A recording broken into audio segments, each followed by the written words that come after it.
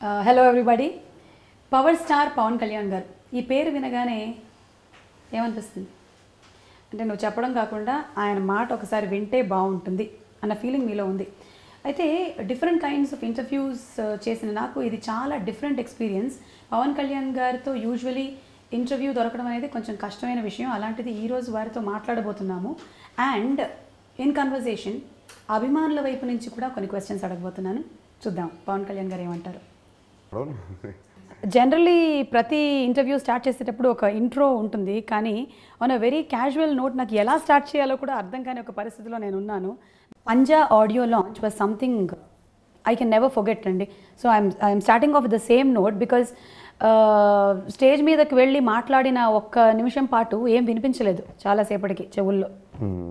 ఆ పంజా గురించి బోలెడని క్వశ్చన్స్ అడగాలని ఉంది. పంజా ఆడియో రిలీజ్ రోజున నేను చూసినటువంటి ఆ positive energy all through the auditorium, మీరు ఎంటర్ అయినప్పుడు పవర్ స్టార్ పవన్ కళ్యాణ్ గారు, నేను మొత్తం ఆ ఎనర్జీని అంతా కాసేపటి లాగేసుకున్నాను అనమాట. లాగేసుకొని I felt this is the right time to get all the positive energy because the whole focus is on you. అందరూ చాలా హ్యాపీగా ఉన్నారు ఆ మూమెంట్లో. ఎవరి మొహాల్లో కూడా ఎలాంటి బాధలు లేవు, అందరూ చాలా ఆనందంగా ఉన్నారు. సో ఎవరో చెప్పారు ఇలాంటి టైంలో మనం వీలైనంత ఎనర్జీని మనం లాగేసుకోవాలి అని. So I took in all the energy and I'm sitting in front of you today.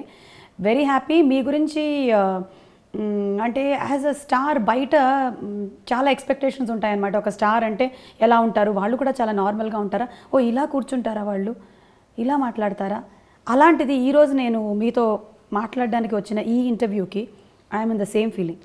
అంటే ఇంకా నేను పవన్ కళ్యాణ్ గారి ముందర కూర్చున్నాను, మాట్లాడబోతున్నాను అనేటువంటి ఒక ఎక్స్పీరియన్స్ నేను ఇప్పుడు డైజెస్ట్ చేసుకుంటున్నాను.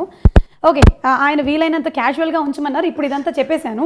ఇప్పుడు నేను స్టార్ట్ చేస్తున్నాను ద నార్మల్ థింగ్. పంజా అతి త్వరలో మీరు మీ అభిమానుల మీద వేయబోతున్నా, విసరబోతున్నా, ఏమని చెప్పాలి నేను, అంతేనా? అంత పెద్ద మాటలు ఎందుకు? పంజా ఇప్పుడు అది దాని రిజల్ట్ బట్టి మనకు ఉంటాయి. ఓకే, అందుకే విసరటాలు ఇవన్నీ కాదు. పంజా సినిమా విడుదలవుతుంది, అట్లా మాట్లాడుతున్నాం. ఓకే, పంజా సినిమా విడుదల అవబోతుంది. కొత్త నిర్మాతలతో చేస్తున్నారు. వాళ్ళు హౌ ఆర్ దే? మెయిన్ నిల్మా నగేష్ ద్వారా ఈ ప్రాజెక్ట్ స్టార్ట్ అయింది. వాళ్ళకి కామన్ ఫ్రెండ్ ఉంటుంది, నగేష్ గారి ఫ్రెండ్ అయిన శోభు. వాళ్ళు కలిసి చేయాలనుకున్నాం. ఏదో కలిసి సినిమా చేయాలి, ఏదైనా బాగుంటుంది అది అనుకున్నప్పుడు ఇలాంటి సినిమాలు చేస్తే బాగుంటుంది, దాని నుంచి పుట్టింది అనమాట సినిమా చేద్దాం అనేది. అసలు ముందు దీనికంటే ముందు ఏంటంటే పులి రిలీజ్ అయిన తర్వాత సూర్య ఎస్జే సూర్య అయిపోయాడు. తను బాగా లేట్ అయిపోయింది ఫిల్ము అని చెప్పి తను కొంచెం నా టైం చాలా వేస్ట్ అయిపోయింది, చాలా బాధపడుతున్నాడు. 2 years ఆ సినిమాలో వెళ్ళిపోయింది నా జీవితం అనమాట. 2.5 సంవత్సరం అట్లా ఐపీఎల్ చూస్తూ ఉన్నాను.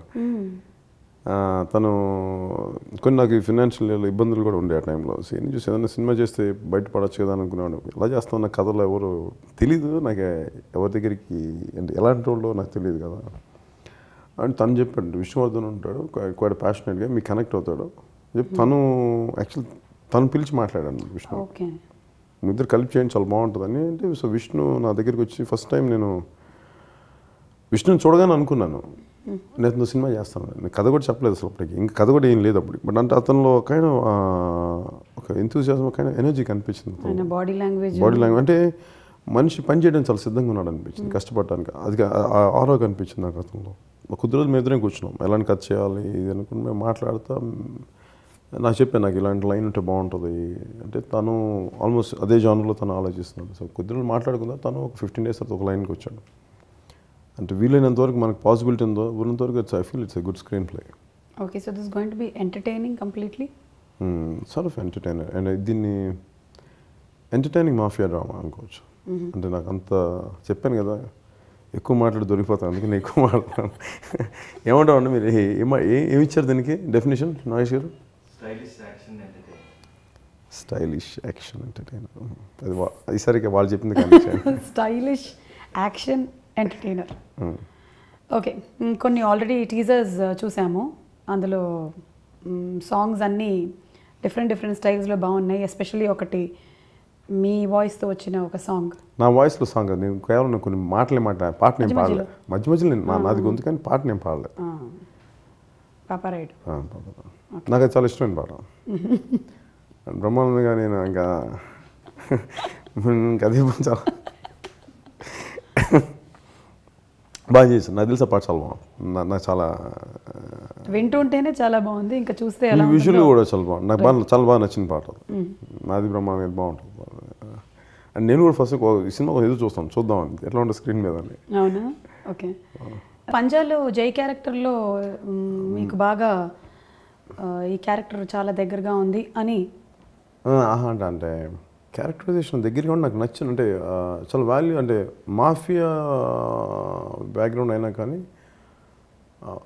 ఒక మంచి వ్యక్తిత్వం ఉన్న క్యారెక్టర్ అనమాట. ఒక లాయల్టీ ఉంటుంది వాడికి. తను పోగొట్టుకున్న కుటుంబం ఒకటి ఉంటుంది గతంలో, వాళ్ళ తాలూ జ్ఞాపకాలు, వాళ్ళ జ్ఞాపకాలను ఎలా తను ఇంకా పెట్టుకున్నాడు ఇంకా అదొకటి తెలుస్తూ ఉంటుంది. కంప్లీట్ నేనని చెప్పలేను కానీ నాలో కొన్ని అంశాలు కనిపిస్తాయి, కొన్ని అంశాలు చాలా అంటే అలా చేస్తానా అదే చేస్తానని కాదు కానీ బట్ అంశం ఆలోచన విధానం కొంత కనిపిస్తుంది. అభిమానులు ఏం ఎక్స్పెక్ట్ చేయొచ్చు ఈ మూవీ నుంచి, పంజా సినిమా నుంచి?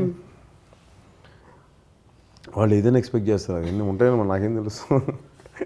మేము ఏదో ఒకటి అనుకో ఒక నమ్మకంతో చేస్తాం. అంటే వాళ్ళు ఇలా రిలీజ్ అవ్వక ముందు రోజు నుంచే రెడీగా ఉంటారు ఫర్ దట్ మిడ్ నైట్ నుంచి ఇంకా అంటే ఖచ్చితంగా లోపల అంటే వాళ్ళు చూపించే అంత అభిమానానికి రాత్రులు అర్ధరాత్రి పూట వచ్చి క్యూలో నుంచొని అంత క్రౌడ్లో క్యూలో నుంచొని వాటన్నిటికీ ఎక్కడో బాధ్యత తీసుకున్నారు ఖచ్చితంగా. అంటే అంత అభిమానంతో వచ్చినప్పుడు వాళ్ళకి ఎంతో మ్యాక్సిమం వాళ్ళ ఆనందం కలిగించాలనే థాట్తోనే స్టార్ట్ అవుతారు. నేననే కదా ఎవరైనా సరే.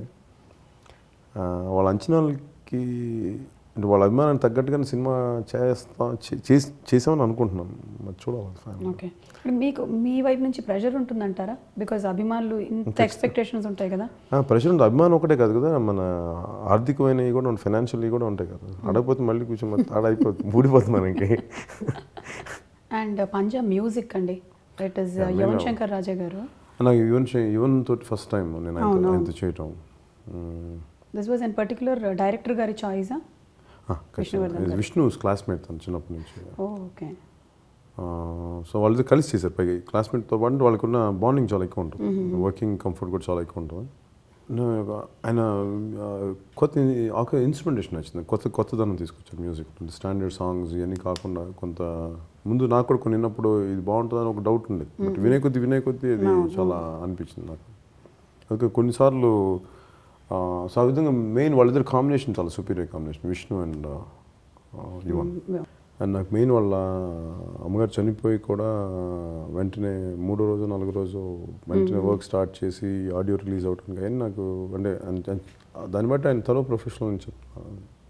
అంటే ఎంత పర్సనల్ పెయిన్ ఎంత ఉన్నా కానీ ఒక మాట ఇచ్చిన తర్వాత ఆడియో రిలీజ్ చేయాలనుకుంటే తన పర్సనల్ పెయిన్ పక్కన పెట్టి రిలీజ్ చేయడం ఇవన్నీ ఆయన ప్రొఫెషనలిజం చూపించింది. That's why I truly appreciate Yuvan. Okay. Even at personal level. పంజా ఇన్ని రోజుల వర్కింగ్ తర్వాత you taking a break or next ready for?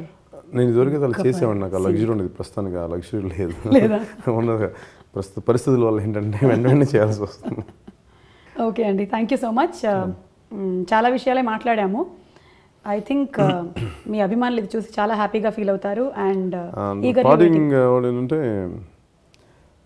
ఇన్ని ఇయర్స్ ఎప్పుడు ఫ్యాన్స్కి నేను ఫ్యాన్స్ అని పదవి నాకు సరిపోదు. యాక్చువల్లీ నాకు ఫ్యాన్స్ అభిమానులు అంటే సరిపోదు, నాకు ఆత్మీయులుగా ఉంటుంది. సో మేమందరం వెయిట్ చేస్తున్నామండి, పంజా మీరు ఎప్పుడు విసురుతున్నారా అని చెప్పేసామండి. Okay, thank you.